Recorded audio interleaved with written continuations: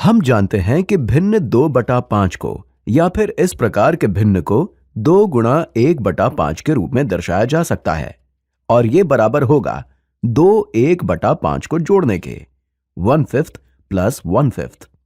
इसे एक आकृति से समझ लेते हैं। हमने यहां एक पूर्ण लिया है और उसे 5 हिस्सों में विभाजित कर लिया है। इसे छायांकित करने पर यह 2/5 को दर्शाता है। ये हैं 2 1/5, 2 1/5। अब हम कुछ और दिलचस्प देखते हैं। 3 गुणा 2/5 क्या होगा? मैं चाहूंगा आप वीडियो को कुछ देर के लिए रोकें और इसे देखकर इसे हल करने की कोशिश करें। पता करें कि यह किसके समतुल्य होगा। हमने अभी देखा कि 2/5 को हम इसे 3 गुणा, अब इस 2/5 को 2 गुणा 1/5 लिख लेते हैं। So this is the same as 3 times 2 times 1/5। ये 3 गुणा 2 गुणा 1/5 के बराबर है।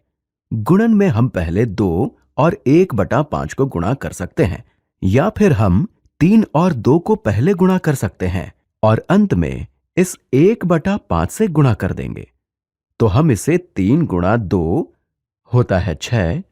हम इसे 6 गुणा 1/5 के रूप में देख सकते हैं। अगर हम इसे फिर से आकृति से समझना चाहते हैं तो ये हो गया एक पूर्ण, एक और पूर्ण है और प्रत्येक पूर्ण को 5 बराबर हिस्सों में विभाजित किया गया है। अब इनमें हम कुल 6 हिस्सों को छायांकित करेंगे। 1/5 ये हो जाएगा 2/5, ये 3/5, 4/5, 5/5। तो ये एक पूर्ण हो गया और ये आखिर वाला हो गया 6/5। तो 3 गुणा 2/5 को हम 6/5 के रूप में देख सकते हैं। 6 गुणा 1/5 को दर्शाएंगे हम ऐसे, और इसे हम लिख सकते हैं। मैं पहले वाला रंग ही लेता हूं। 6/5, 6/5, 6/5।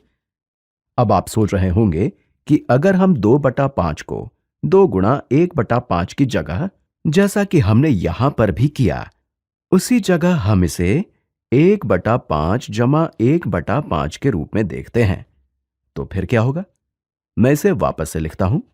3 गुणा 2/5, 3 टाइम्स 2/5। यह बराबर होगा 3 गुणा 1/5 जमा 1/5। सो 3 टाइम्स 1/5 प्लस 1/5। तो यह बराबर होगा, मुझे यहां केवल इसके जैसे 3 का योग करना होगा। 1/5 जमा 1/5 जमा 1/5 जमा 1/5 जमा 1/5 जमा 1/5। तो अब ये पूरा किसके बराबर होगा? यहां हमारे पास 6 1/5 हैं। हम यहां इन कोष्ठकों को हटा सकते हैं।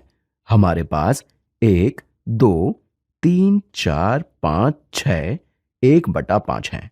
ये भी इसी के बराबर होगा।